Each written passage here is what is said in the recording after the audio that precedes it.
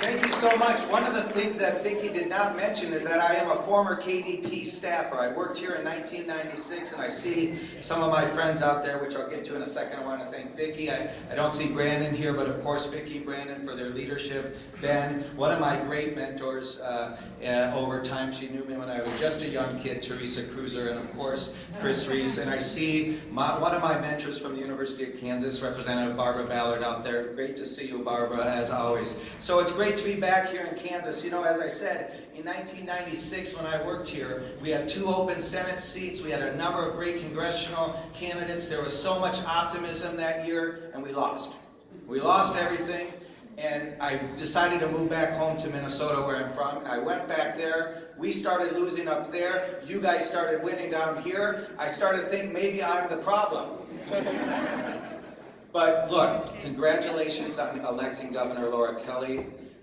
When I talk about elections having consequences, what you've been able to do here in this state on expanding Medicaid to make sure that thousands of Kansans are now, well, but that you're pushing it forward.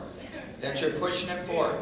And the reality is when we talk about electing good people to office who care about people, what you're doing to push that forward right now to make sure that Kansans have health insurance and that anyone that needs health insurance is able to get affordable insurance wherever they live in this state. And of course, you have wonderful races in front of you this year with the CD2 race with Mayor De La Isla and CD3 with Sharice Davids, and of course this fantastic opportunity with this Senate race as well. I know I can speak on behalf of the Democratic National Committee in saying that we are really excited about what's happening in Kansas, and we're going to be here with resources to make sure we help you win those seats. But one of the things I wanted to talk about,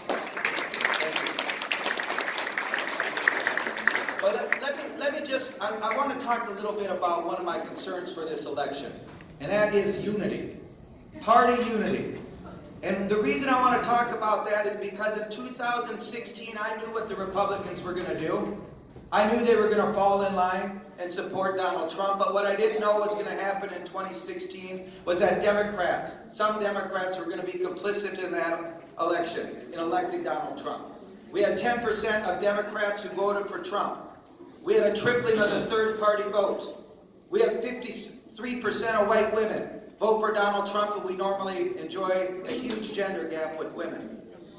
And most discouraging to me as a party chair and as a Democrat is the number of consistent Democratic voters who stayed home, didn't vote at all, because they let perfect be the enemy of good. You see, we've got great candidates, wonderful candidates. But my mantra for 2020 is vote blue no matter who. Vote blue no matter who, right?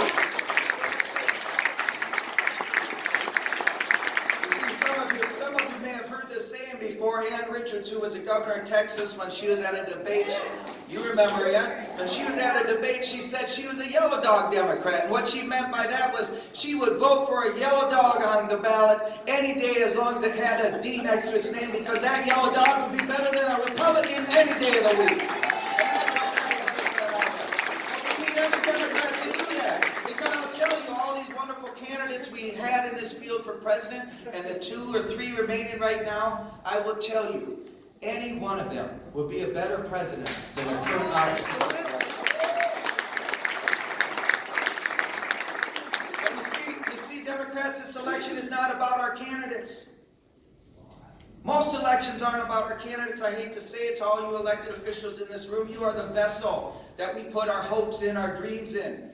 You are the people who share our values that we work hard to elect, but it's not about you, it's about the issues we care about. It is about the issues we care about. Let me remind you what issues are on the ballot, Democrats.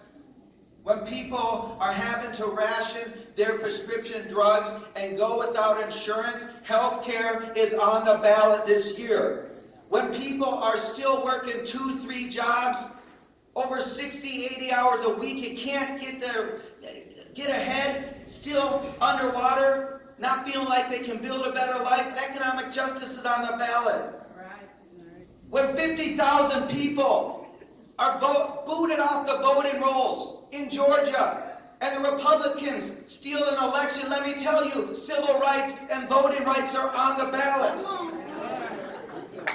When kids are being stolen from their mothers and locked in cages at the border, human rights are on the ballot, Democrats. When we see record flooding, my father-in-law is a farmer in southern Minnesota, 800 acres of corn and beans and beef cattle. He had to sell his farm after 135 years of being in his family because of a record and extreme weather that destroyed his crop this year. Let me tell you, when we talk about climate and the existential threat that it has, it impacts every single one of us, and climate change is on the ballot this year, folks.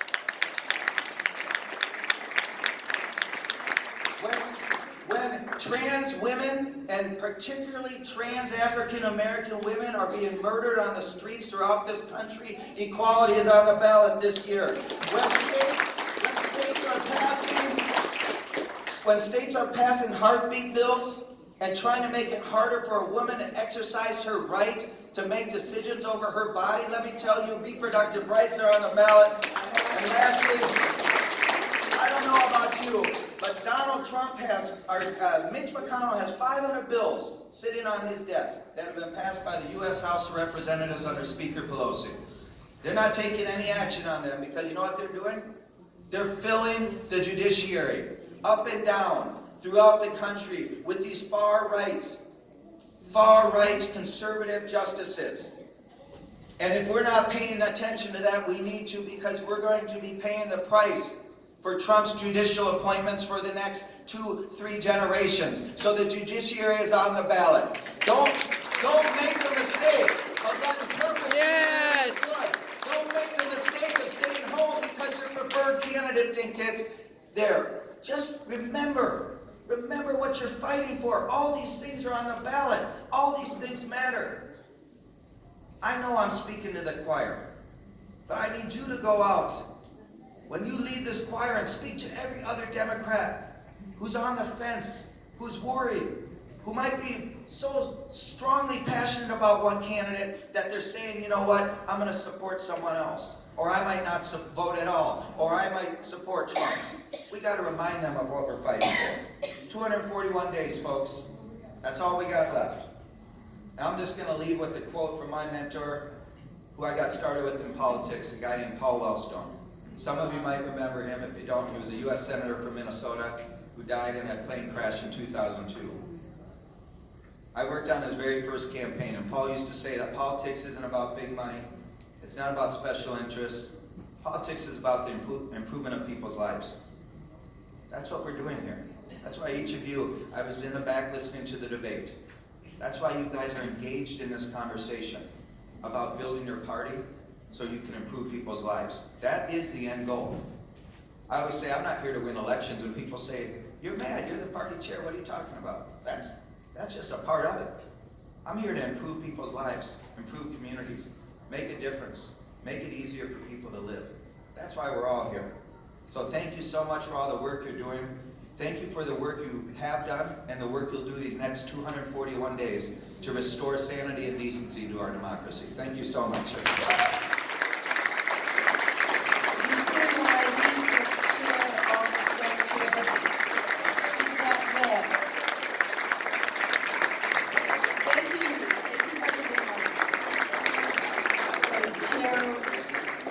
Recognize the stage to be.